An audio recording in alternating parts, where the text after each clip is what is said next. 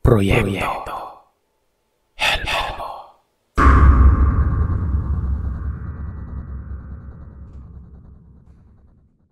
Bata pa lamang ako, ay palagi ko lang naririnig sa aking amang wag na wag kaming magtitiwala sa mga taong hindi pa lubos nakakilala. O kahit sino. Minsan pa nga kahit kaanak mo pa o malapit mong kaibigan, ay hindi mo pwedeng pagkatiwalaan ng lubusan dahil hindi mo alam ang nilalaman ng kanilang isipan. Noong tanungin ko ang aking ama kung bakit niya palaging ipinapaalala sa amin ang mga ganong klaseng bagay nang paulit-ulit, doon ay ikinuwento niya sa akin ang tungkol sa kanyang karanasan sa isang pangyayari na naging dahilan kung bakit nawala ang kanyang tiwala. At ito ang karanasang aking ibabahagi ngayon. Tawagin niyo na lamang ako sa pangalang Ronnie, Tubong Albay. Ang kwentong ibabahagi ko sa inyo ay tungkol sa karanasan ng aking ama. Kung inyong mamarapatin ay ikikwento ko ito sa pamamaraang ang aking amang si Emilio na ang nagbabahagi sa inyo. Hindi kasi ako masyadong maalam pagdating sa pagbabahagi ng kwento. Kaya naman po ang aking ama na lamang ang magbabahagi sa inyo ng kanyang karanasan. Nang sa ganon ay lubusang maintindihan ng iba pa ninyong mga tagapakinig sa mga kwento ni Thelmo. Dekada 70. Nasa edad 15 taong gulang pa lamang ako't naninirahan sa isang liblib na baryo sa parte ng Antique. Nang maghiwalay ang mga magulang ko dahil sa kumabilang bahay na ang aking ama. Samantalang ang aking ina naman ay hindi niya matanggap ang mga pangyayaring yon. Kung kaya't 2 linggo lamang simula nang iwan kami ng aking ama, ay kinitil nito ang kanyang sariling buhay. 3 kaming magkapatid. Ako ang panganay.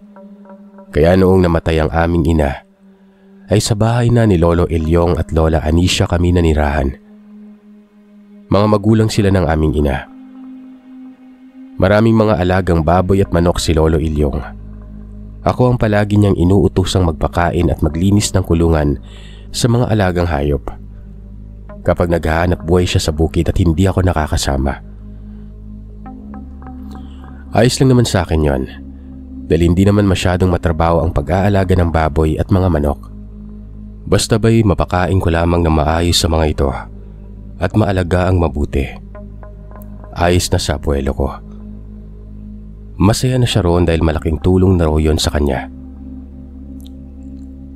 Isang partikular na araw, habang nagpapakain at naglilinis ako ng kulungan ng baboy sa gilid ng bahay, nasipat kong may matandang nakadungaw mula sa labas ng bakuran. Kung hindi niyo po natatanong mga kagiliw, mataas ang bakod na kawayan at kailangan pang tumingkayad muna ng taong nasa labas ng bakod bago makita ang loob ng bakuran ng bahay. Sinadyang taasan yun ni Lolo Ilyong, gawa ng baka pasukin at pagnakawan kami ng mga alagang hayop kapag mababa ang bakod. Uso kasi sa baryo namin ang nakawan ng mga alagang hayop at mga gamit sa bahay dahil medyo liblib ang baryo namin at malayo sa kabiasnan. Kung kaya't hindi ka kaagad makakahingi ng tulong sa mga otoridad kapag nanakawan o nawalan ka ng mga alagang hayop at iba pang mamahaling gamit. Nung una, hindi ko na muna pinansin ang matanda. Tinapos ko muna ang pagpapakain at paglilinis ng kulungan dahil may lakad kami ng mga kaibigan ko. Nakailang minuto ng panay ang pagsilip ng matandang lalaking yon. Ano kayang kailangan ng matandang yon? Tanong ko sa isipan ko. Emilio! Apo! Tapos ka na ba riyan sa pagpapakain sa mga alaga nating baboy? Rinig kong sigaw ni Lola Anisha at saglit na dumungaw siya sa may bintana. Malapit na po ako matapos la. Sandali na lamang po ito. Sa pagdaan ng ilang minuto ay nakita ko pa ring panay ang pagsilip ng matanda. Kung kaya't hindi ko na napigil ng sariling lapitan ito at alamin kung ano ang kailangan. Sandaling iniwan ko ang ginagawang paglilinis sa kulungan at naglakad na palabas ng bakuran. Pagkalabas ko ng bakuran ay nakita kong may bitbit na bayong ang matanda at mukhang maglalako siya ng gulay. Napansin ko kasing yun ang laman ng bayong na bitbit niya. Medyo madungis ang kasuotan ng matanda at nakakaawang pagmasdan. Manong, ano po yung kailangan nyo? Kanina ko pa kasi kayo nakikitang pasilip-silip sa loob ng bakuran namin. Magalang na tanong ko sa kanya. Ngumiti ang matanda at nagwikang nagbebenta umano siya ng mga gulay. Gusto ko ba raw bumili? O kaya naman itong matandang dumungaw kanina sa bintana. Ipinakita sa akin ng matanda ang laman ng bayong na bitbit niya. Katunayang may binibenta talaga siya mga gulay noon.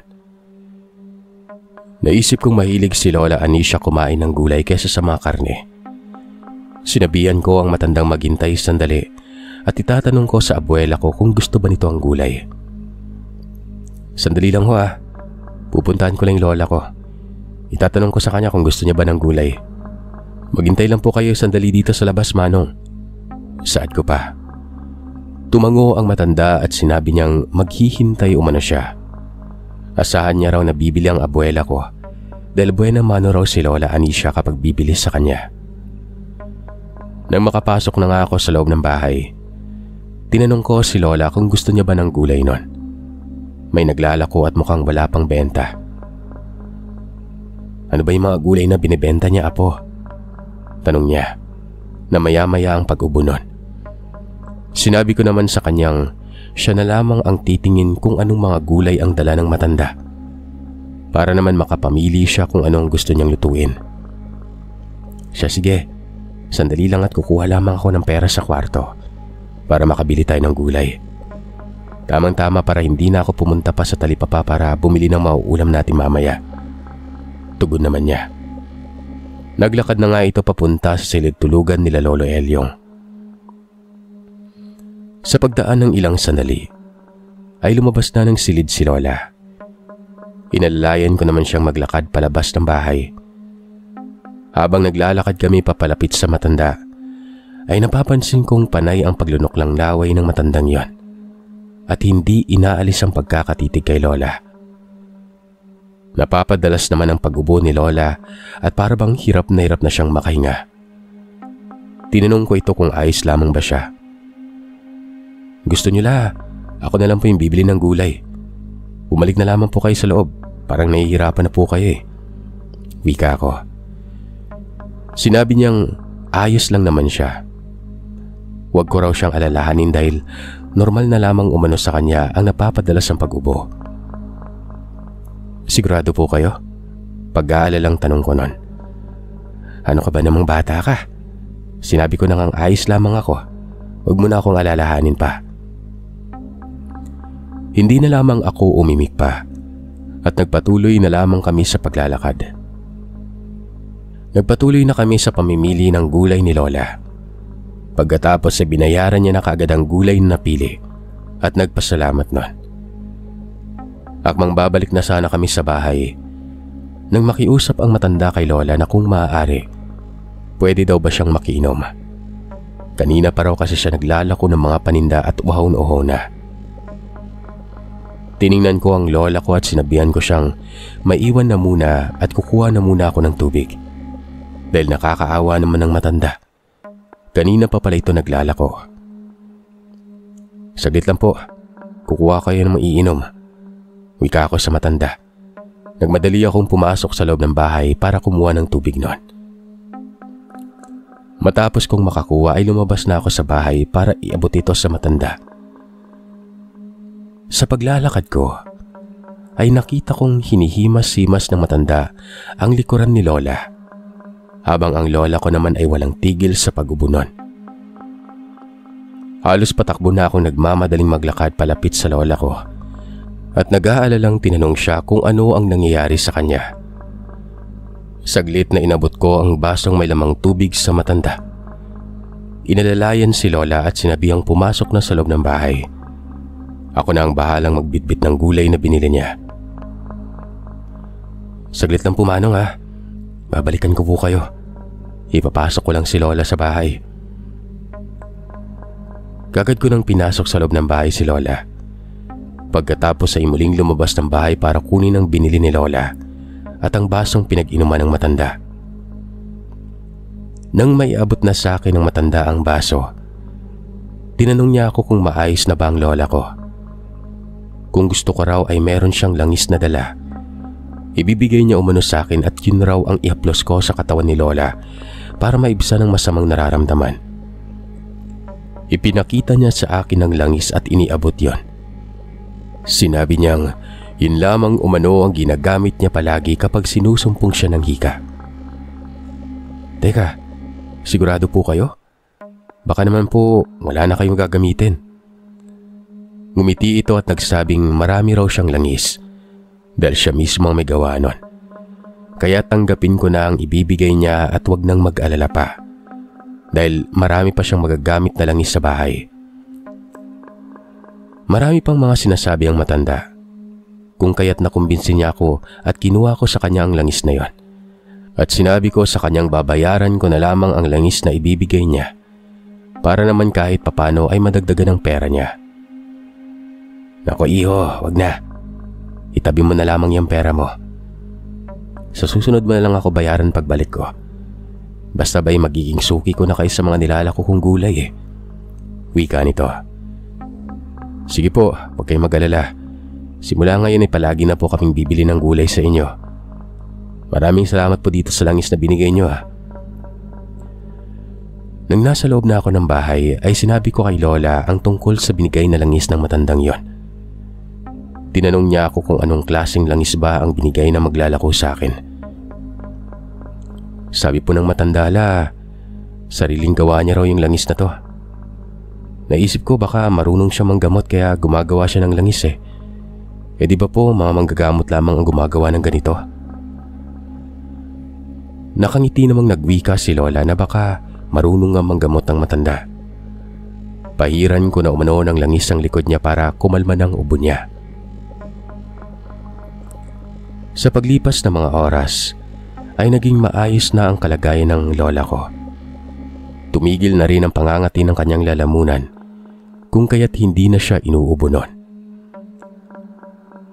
Hanggang sa noong sumapit na ang gabi, habang nakaupo ako malapit sa may bintana, nakaramdam ako ng kakaibang presensya.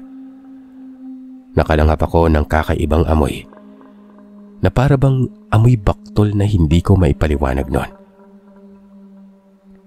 Ano bang mabahong amoy yun, Apo? Nilinisan mo bang kulungan ng mga baboy kanina? Untag na tanong sa akin ni Lolo Ilyong.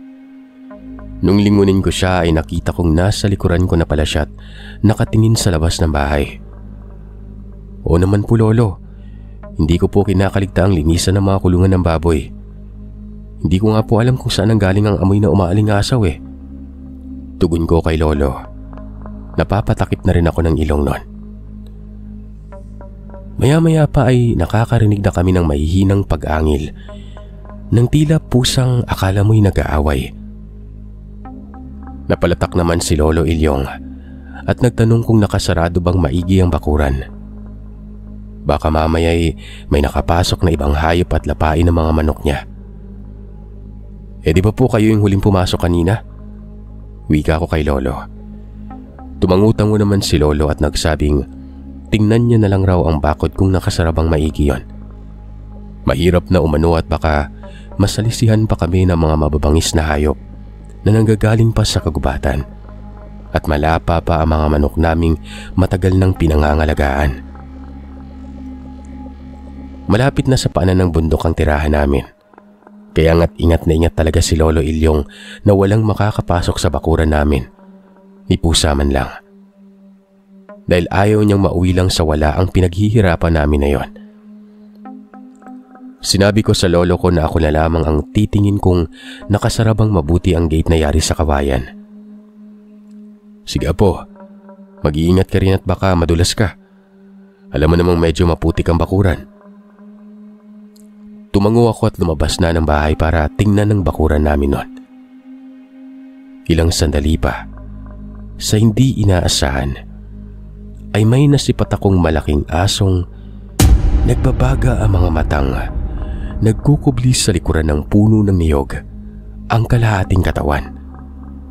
Kitang-kita ko yun dahil sa sinag ng liwanag ng buwang tumatama sa kalupaan. Lo, may nakapasok na malaking aso sa bakuran natin, tawag ko. Narinig kong malakas na napamura ang lolo ko nang marinig niya ang sinasabi ko noon.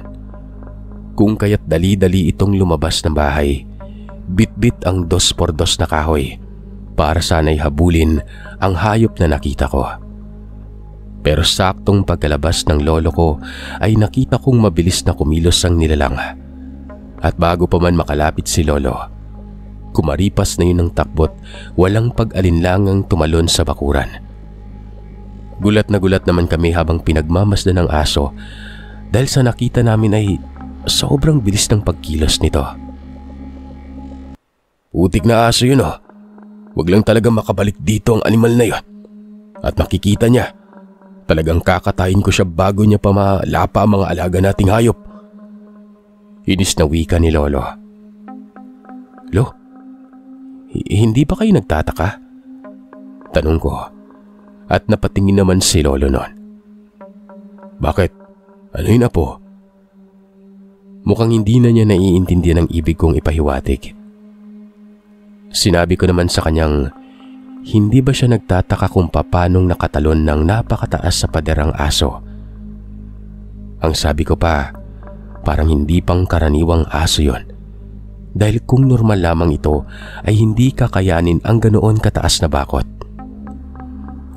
Saglit na napaisip si lolo at saka pa lamang sumagi sa kanyang isipan ang sinabi ko't nagwika ng O nga no, bakit hindi ko naisip yun kaagad? Napapalatak siya at sinabihan niya akong magmadali na kaming bumalik sa loob ng bahay dahil paniguradong hindi naman na raw babalik ang asong nakita namin na yon. Kinabukasan pagkagising ko sa umaga, nagkape muna ako bago lumabas ng bahay para pakainin ang mga alagang manok at baboy. Nang matapos na ako magkape ay lumabas na ako ng bahay at naglakad na papunta sa gilid nun. Sa pagdating ko sa gilid ng bahay, ay bumungad sa akin ng 3 pirasong patay na manok. Wakwak ang tiyan ng mga ito at wala nang laman loob. Ipinakita ko kay Lolo Ilyong ang bangkay ng hayop. Galit na galit si lolo nang makita niya yun at halos mag-hysterical na dahil sa nangyari. Lalo na at ang mga inahing manok pa ang nangamatay at nagkataon pang kakapangitlog pa lamang ng mga yon. Sa tingin nyo, anong klaseng hayop kaya yung pumatay sa manok mo, Tata Ilyong? Parang nakakakilabot naman kung iisipin. Anong klaseng hayop ba yung lumapa dyan at mga laman loob lamang ang kinakain? Bulalas na tanong ng kapitbahay namin si Aling Linda. Hindi ko nga alam kagabi. Nung maghahating gabi na, hindi gaanong nakatulog ang asawa ko dahil kumakating lalamunan. Panay yung pag-ubo. Nung nilagyan ko naman ng langis na binigay nung maglalako kahapon, parang mas lalo pang lumala pa yung ubo niya. Wika naman ni lolo. Nagsalita naman ng isa pa naming kapitbahay at nagsabing nakarinig na rin umano siya ng kakaibang ingay kagabi sa silong ng bahay nila. At parang nagsisipagpalakpakan raw yun. Pero nung silipin umano niya sa siwang ng kawayang sahig nila, ay nakita niya ang isang asong may mahahabang tenga ang naroroon sa silong. Sumisingot-singot yon na para bang may hinahanap habang kinakawag-kawag ang mga malalapad na tenga. Sinabi naman ng isa pang kapitbahay na baka sigbin umano yung asong nakita niya kagabi. Inaaswang yung asawa niya. Nang marinig ko ang sinabi ni Mang Berting, ay hindi ako makapaniwalang isang sigbin ng nilalang na pumasok sa kanilang bakuran. Wika ko pa sa isipan ko, totoo nga kayang sinasabi ni Mang Berting na sigbin yon? O gawa-gawa lamang nito ang sinasabi? Dahil simulat sa pulay wala pa naman akong naririnig na may sigbin o aswang sa baryo namin. Sinabi naman ni Lolo Ilyong na may malaking aso rin ang pumasok sa bakuran ng bahay at tinangka pa nga yung habulin namin. Pero hindi nga namin yun na habol-habol dahil sa napakabilis nitong tumakbo at agarang tumalon sa bakod. Tumalon? Sa bakod nyo? Hindi ba't napakataas ng bakod nyo? Kaya paanong nakatalon ng ganong kataas ang asong sinasabi nyo, Tata Elyong?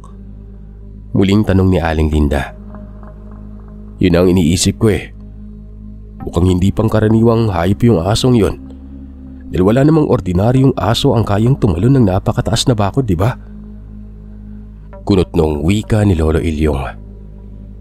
Sinabi naman ni Mang Berting na kailangang mag-ingat ang lahat nun. Dahil mukhang may aswang na namiminsala sa baryo. Ingatan rin umano ang mga alagang hayop. Kung kinakailangan ay magdoble ang pagbabantay sa mga alagang hayop pagsapit ng gabi, nang sa gayon ay hindi na maulit pang nangyari. Matapos nga ng usapang yon, ay napagpasya na lamang ni Lolo Elyong na ilibing ang mga namatay na manok. Kahit naman kasi maglulupasay pa siya ay wala rin magagawa. Hindi na maibabalik pa ang mga nangamatay na hayop na yon. Isa pa, hindi naman namin pwedeng lutuin at kainin yon. Gawa ng ayon kay Mang Berting, baka nga kakaibang nilalang ang dumalis sa mga manok. Kapag niluto namin ang patay na manok ay baka mahawaan pa kami ng pag-aaswang. Sa paglipas ng mga oras ay hindi na namin pinag-uusapan ang tungkol sa mga kababalagang nangyari. Naging abala na kami sa ginagawang trabaho. Samantalang si Lola Anisha naman ay maghapon lamang siyang nakahiga dahil sa hindi pa rin matigil-tigil ang kanyang pagubo. Ano na bang nangyari sa iyo, Anisha? Bakit parang mas lalo lamang lumalala ang sakit mo simula nang nilagyan kita kagabi ng langis? Sinabi naman ni Lola Anisha na hindi niya alam kung ano ang nangyayari nun. Dahil kahapon lamang ay medyo humupa naman ang kanyang sakit. Pero simula nung nilagyan siya ng langis ay doon na nagsimulang sunod-sunod na umatake ang kanyang hika. Nagwika si Lolo Ilyong na magpatingin na umano sa pag-amutan si Lola. Huwag nang paabutin pa ng ilang araw para mabigyan na siya ng gamot at makainom na. Sumang-ayon naman si Lola Anisha at sinabi niyang magpapasama na lamang raw siya sa akin para may aalalay sa kanya pagpunta sa pagamutan. Mabuti pa nga, para hindi ka na mahirapan pa dyan sa sakit mo. Ako yung nahihirapan sa'yo eh. Naawa ako kapag nakikita kitang hirap na hirap dyan sa sakit mo na yan.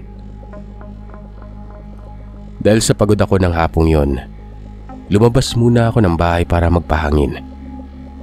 Sa paglipas na mahigit kalahating oras, habang nagpapahinga sa gilid ng daanan, ay natanaw ko ang matandang lalaki.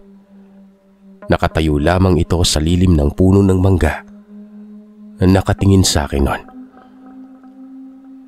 Anong nangyari sa matandang yon? Bakit parang ang sama yata ng titig sa akin? Sambit ko.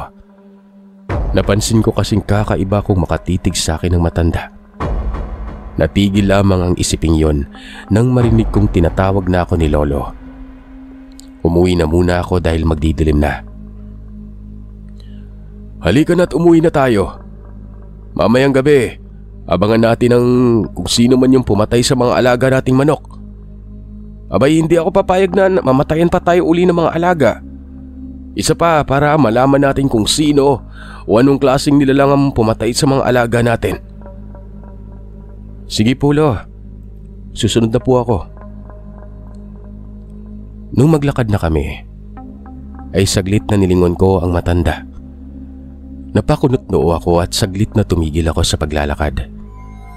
Nang makita kong wala na ang matandang lalaki sa kinatatayuan nito. Napatanong pa ako sa isipan ko kung nasaan na nga ang matandang yon. Bakit wala na siya? Dahil sa napaka-imposible talaga, wala pang isang minuto simula nang inalis ko ang tingin ko sa kanya. Nakaramdam ako ng takot nun. Sa isiping mukhang may kakaiba sa matandang nakita ko. Ayos ka lang ba, Apo? May hinahanap ka ba? Tanong ni Lolo nung tinapik niya ang balikat ko. Wala po. Na mga oras na yun ay iniisip ko na lamang na baka namamalikmata lamang ako. Marahil ay ibang tao ang nakita ko at napagkamalan kong matanda nun. Halika na, dalian mo nang maglakad dyan. Nagmadali na akong maglakad papalapit sa kanya. Nang makalapit na ay sabay na kaming naglakad pa uwi. Pagkasapit ng takip silim, nilagay na namin sa iisang kulungan ang lahat ng mga alagang manok. Pagkatapos ay isinarang maigi yon nang sa ganon ay hindi na ito mabiktima pa ng mga nilalang kung sakali mang babalik pa. Ano apo? Nailagay mo na ba lahat ng mga alaga nating manok sa iisang kulungan? Ayos na pulo. Nailagay ko na lahat ng mga alaga natin. Nasisiguro kong ligtas na mga yon. Mabuti naman kung ganon. Siya, halika na. Pumasok na tayo sa loob ng bahay. Doon tayo magmamasid sa pagbabalik ng animal na yon. Sambit niya at agaran na nga kaming naglakad papasok. Lumipas ang ilang oras sa hindi malamang dahilan. Bigla na namang inatake ng hika si Lola. Hindi na siya magkamayaw pa sa pag-ubo. Kaya naman kaagad nang kinuha ni Lolo Ilyong ang langis at hinaplusan nito ang likod at dibdib ni Lola Anisha. Pero nakailang minuto na ang nakalipas ay hindi pa rin humupa ang karamdaman ng abuela ko. Bagkos ay mas lalo lamang yung lumalala. Sa paglipas ng ilang sandali ay napansin naming parang nag-iba na ang kulay ng langis na hawak-hawak ni Lolo Ilyong. Kung kanina ay purong puti lamang, ngayon bigla na lamang yung naging kulay pula na aakalain mong dugo. Walang hiya. Saan niyo ba nabili ang langis na to? Nanlalaki ang mga matang tanong ni Lolo Ilyong at agarang nabitiwan ng hawak-hawak na bote ng langis. Nang hilakbot naman ako sa nakita at narinig kong nagsisisigaw sa takot ang bunso kong kapatid na babaeng kanina pa pala sa aking likuran. Bukod kasi sa pulang likido, ay umaalingasaw na rin ang napakabahong amoy na nanggagaling sa bote ng langis na yon. Sobrang baho nun. Hindi ko maipaliwanag kung anong klaseng langis yon. Inutusan na ako ni Lolo Ilyong na tulungan siyang punasan ang likod ni Lola Anisha para maalis ang likidong pula. Kaya naman nagmamadali na akong pumunta sa kusina para kumuha ng tubig at ilagay sa maliit na palangganita. Pagkatapos ay bumalik na ako at pinunasan ang katawan ni Lola Anisha na nalagyan ng napakabahong langis na yon. Makalipas nga ang ilang minuto, nakarinig ako ng mahihinang kaluskos sa taas ng bubungan. Sa pandinig ko ay parang tinutuklap ang gilid ng bubungan at parang may nagpupumilit makapasok nun. Nang tingnan ko si Lolo Ilyong, sumenya siya sa aming huwag maingay. Sabay may itinuro sa taas ng bubungan.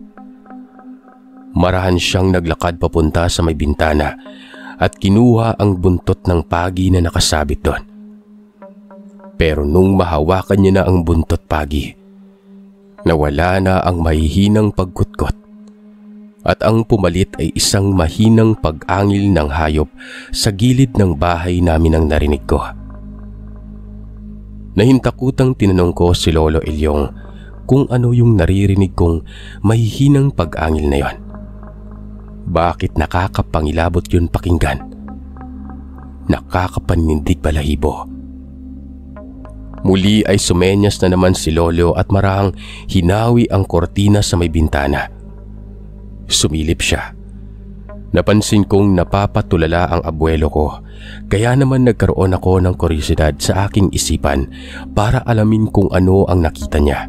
Nung sinubukan ko na sumilip sa maliit na siwang, ay ganoon na lamang ang hilakbot na nararamdaman ko. Sa kadahilanang nakita ko ang matandang lalaking naroroon, malapit sa kulungan ng mga manok. Marahang gumagapang na animoy pusa habang umaangil nun. Nagbabagang namumula ang mga mata't nagsisipagtaasan ang buhok na naging dahilan kung bakit nakakapanghilakbot lalong tingnan ng nilalang na yon. Lo, anong klaseng nilalang yan? Bakit nakakatakot yung wangis niya? Utal-utal na tanong ko sa abuelo ko. Sa mahinang boses ay sinabi niya sa akin, siguradong sigurado siyang isang uri ng aswang ang nilalang na nakikita namin. Inutusan niya akong kunin ang itak sa kusina. Bagamat kinakabahan man ay sinunod ko ang utos ni Lolo. Pero noong akmang maglalakad na sana ako papunta sa kusina, muli akong hinawakan ni Lolo at binulungang magdahan-dahan sa paglalakad. Hanggat maaari ay huwag akong lumika ng ingay sa may sahig nun. Sige na, kunin mo na yung itak sa kusina, utos niya. Tumango ako at nilakasan na ang loob. Napahugot muna ako ng malalim na hininga bago maglakad papunta sa may kusina. Nang makuha ko na nga ang itak ni Lolo, ay halos liparin ko na ang kusina sa bilis ng pagtakbo ko. Makabalik lamang ako sa sala kung saan naroroon ang mga kasama ko sa loob ng bahay. Kagad na inabot ko kay Lolo ang itak. Pagkakuha niya ay inabot niya naman sa akin ang buntot ng pagi at sinabihan akong sumunod sa kanya. Hindi pa man ako makasagot at kahit takot na takot ay wala na akong nagawa pa kundi ang sumunod kay Lolo. Walang pagdadalawang isip na lumabas ng bahay ang abuelo ko, kaya naman sumunod na lamang ako sa kanya at agarang tinungo namin ang gilid ng bahay kung saan naroroon ang mga nakakulong na manok. Nung papalapit na kami, nanlaki ang mga mata ko nang harapan kong nakita ang napakalaking pusat, hindi pang karaniwan nun. Galit na galit namang sinugod ni Lolo ang nilalang at walang habas na pinaghahambalos at pinagtataganon. Sinabayan niya pa ng mura. Pero sadyang napakabilis ng nilalang na yon. Dahil bago pa man ito mataga ni Lolo, ay mabilis na kumaripas ito ng takbo. Nagsisisigaw naman ako at humihingi ng tulong sa mga kapitbahay. Kahit na halos magkanda paos na ako sa kakasigaw at magkanda samid-samid na, ay hindi ko yun pinansin. Ang mahalaga sa akin ay marinig ako ng mga kapitbahay at matulungan nila kami. Patuloy pa rin sa paghataw ng itak ang aking abuelo. Kung kaya't mabilis na akong lumapit sa kanya at hinataw ko rin ang buntot ng pagi ang nakakapangilabot na nilalang. Sa hindi sinasadya, may natapakan akong nakausling bato at yun ang naging dahilan kaya nawalan ako ng balanse at sumalampak sa lupa. Marahil ay nakakuha ng pagkakataon ng nilalang, kaya naman mabilis niya akong dinambahan. Pero bago pa man ako matamaan ay hinataw na ni Lolo ang itak na bitbit niya sa nilalang na yon. Muli ay mabilis namang nakailag ang aswang. Umatungal lamang ito. Nung akmang dadambahin na naman sana ako ng nakakakilabot na nilalang na yon, narinig ko ang boses ni Mang Carlito. Nang lingunin ko yon, nakapasok na sa bakuran namin si Mang Carlito. Sumisigaw ito't may binibigkas na lingwaheng hindi ko maintindihan. Kitang-kita ng aking mga matang marahang umaangil ang nilalang na yon. Hindi inaalis ang pagkakatitig kay Mang Carlito. Para bang takot na takot ito. Hanggang sa noong ilang hakbang na lamang ang layo ni Mang Carlito sa nilalang, ay walang sabi-sabing kumaripas ng takbo ito palayo. Sige, subukan mong bumalik ulit rito at makikita mo yung hinahanap mong animal ka. Sigaw ni Mang Carlito bago pa man makalayo ang nilalang. Nang mawala na ito sa paningin namin ay nakarinig na lamang kami ng huni ng wakwak. Matapos yun ay nilapitan ako ni Lolo Ilyong. Nag-aalalang tinanong niya ako kung ayos lamang ba ako. Tumango naman ako at sinabi sa kanyang ayos lang. Halika na, pumasok na tayo sa loob ng bahay. Tatayo na sana ako, pero bigla akong napangiwi nang maramdaman ko ang pagkirot ng paa ko. Anong nangyari, Apo? May masakit ba sa'yo? Sinabi ko naman sa kanyang masakit ang paa ko at mukhang napuruhan yata.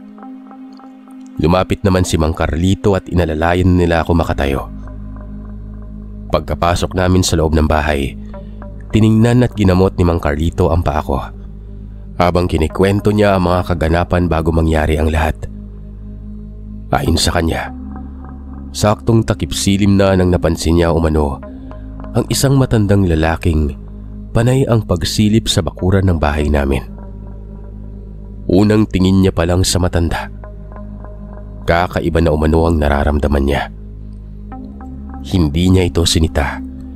Sa halip ay naghanap siya ng mapagkukublian at nang makapagkubli na nga ay pinakiramdaman niya lang muna ang matandang yon kung may binabalak pa itong hindi maganda. Makaraan lamang ang mahigit isang oras, nakita niyang umalis sa matanda. Kaya naman umuwi na rin muna siya sa bahay nila.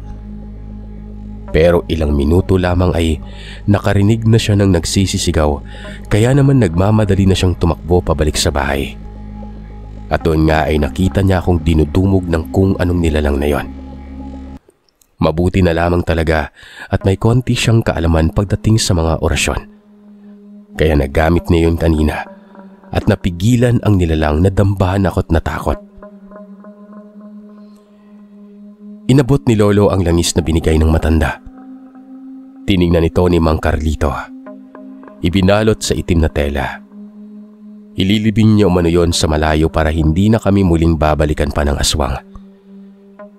Pinayuhan niya rin kaming sa susunod ay huwag basta-bastang tumanggap ng mga bagay sa ibang tao. Lalong-lalo na kung hindi naman kilala.